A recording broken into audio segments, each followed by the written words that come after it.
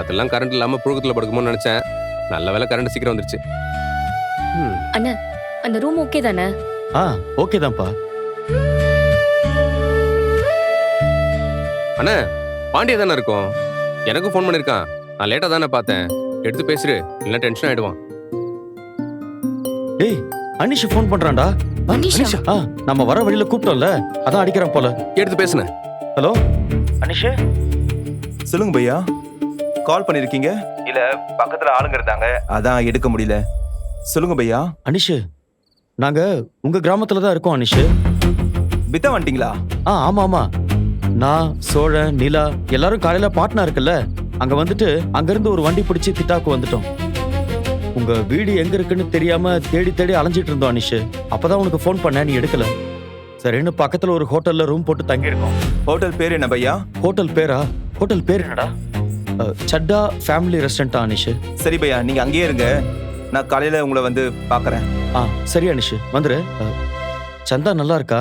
அவ நல்லா இருக்கா பையா. நீங்க அவளை தேடி இங்க வந்திருக்கீங்கன்னு தெரிஞ்சாலே அவ ரொம்ப சந்தோஷப்படுவா. நாளைக்கு காலையில அங்க வரேன், அங்க வச்சு பேசிக்கலாம் பையா. சரி.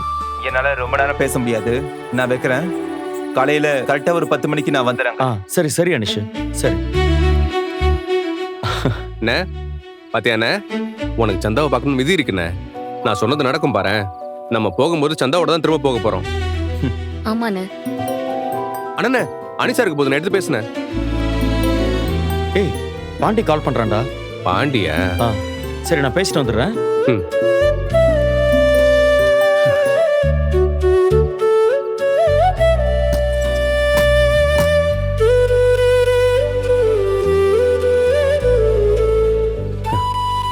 ஏனிலா, அண்ணன் முகத்துல சந்தோஷத்தை பாத்தியா?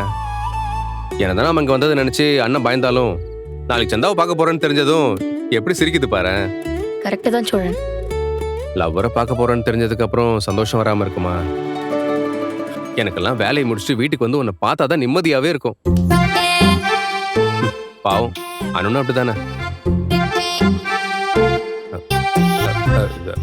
சத்தியமா இல்ல, எனக்கு தூக்கம் வருது. அதானே, கொஞ்சம் ஃபீலிங்ஸா பேசிடக்கூடாது. உடனே ஆட ஸ்கிப் பண்ற மாதிரி டாபிக்கை ஸ்கிப் பண்ணிடுவேன். ஒண்ணும் இல்ல, நல்லா தூங்கு கம்ஃபர்டபுளா.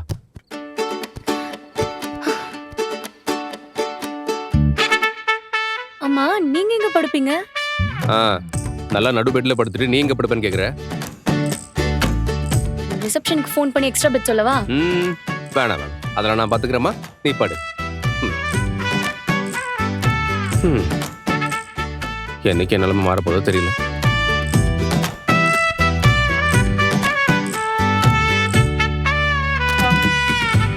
நைனா 6 9. தேங்க்யூ. भैया जी नमस्ते। मेरा रूम नंबर 9 109। बोलो जी। बेड आओ, तूंगनो। बेड रूम चाहिए? 9 109 ठीक है, बेड ठीक है। बेड। अच्छा अच्छा हाँ ठीक है जी।